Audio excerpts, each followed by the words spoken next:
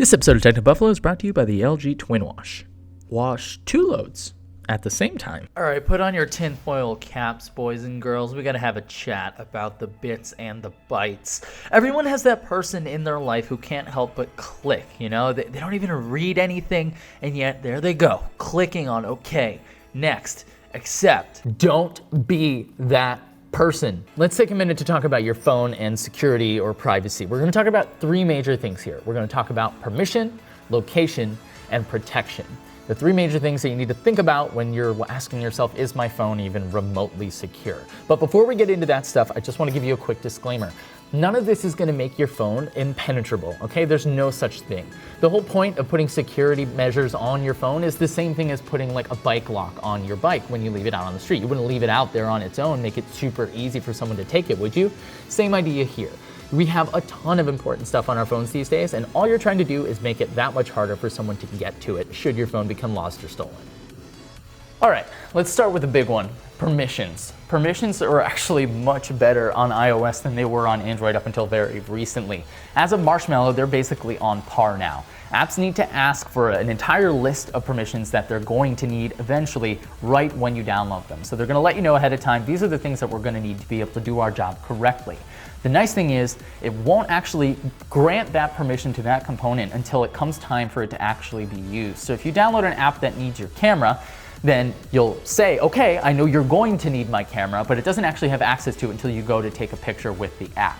All the settings, everything that you agree to, even after you've already started using the camera, you said, yes, allow, that's not final. You can go into your settings, into the permissions area of whatever settings, whatever device you have, and you can allow and disallow specific components for apps on a per app basis.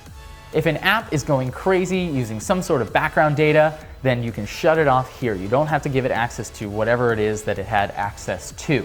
If, for example, you don't want Snapchat to have access to your camera, then you can totally do that. I don't think you'd be very good at Snapchat, but you totally could. Or you could use it to turn off location access on a per app basis. Location, location, location. We're not talking real estate, we're talking about phones.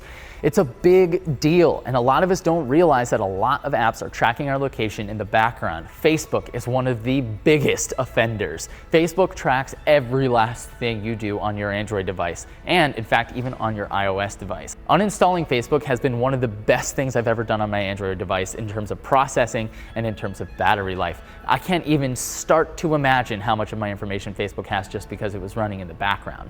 Just like for permissions, pay attention for what is asking for your location.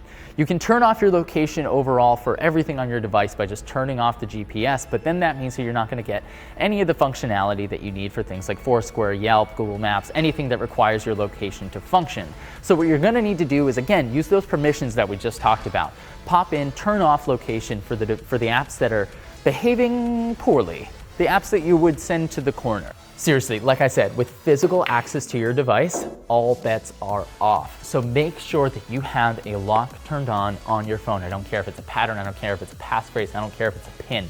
Do something, because at the very least, you're keeping people from just getting straight into your text messages immediately, your email immediately. And if you're logged into things like Amazon on your account, they can just start buying things. And that's not safe, not to mention then they have your home address. Lock your phone. There's no excuse not to, especially with Smart Lock on Android. It makes things so much easier. You don't get any of the pain points from having something locking on your phone with all of the benefits of having the lock there. If you get separated from your phone, you don't have to worry. Smart Lock will take care of it. It'll stay locked down. But for convenience, when you have it on your body, you're in good shape. You can still get in there just as easily as you would if it were turned off. In the scenarios where you do get separated from your phone though, Android Device Manager and Icloud are two phenomenal tools that you must set up. Install Android Device Manager on your Android device and make sure that iCloud Find My Phone and Remote Wipe are turned on iCloud if you have an iOS device. If you ever get separated from your device, you can figure out where it is, give that information to the authorities, or I don't know, if you want to go daredevil on them, just go track them down. And if you do get separated from your device and you can't get it back, you can always remote wipe it. So at the very least, you're only out a device and not your whole life. Guys, come on, play it smart, play it safe. Be the best audience. I want the Techno Buffalo audience to just be the savviest about being smart about what's on your device. Speaking of the audience, I know there's a lot of you lurkers, okay? I've seen a lot of comments. Our comments are weird. Sometimes they're great, sometimes they're not so great. But if you're a lurker, if you're someone who never comments on anything, do me a favor. Leave a comment down below. Because you know what? We really appreciate the likes. We really, really, really do. But I kind of want to galvanize the lurkers, the people who are here and in good moods and happy and appreciate what we do.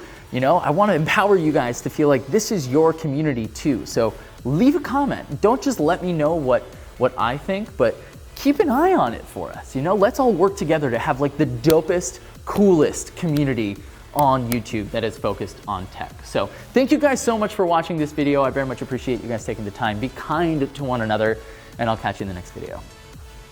Hey there, little whippersnappers, with your kitten caboodles here. Let's talk about the LG Twin Wash, because that is who this video is brought to you by. The LG Twin Wash is a brand new set of washing machines that you can get from LG.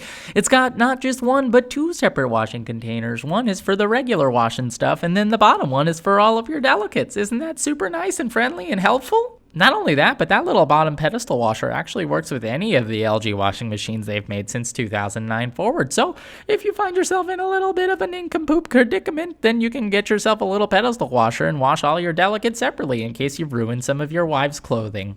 Not to mention, this thing is Wi-Fi and NFC enabled. It's pretty cool. It's basically a washing machine from the future. Check it out. LG Twin Wash. Wash two loads at the same time.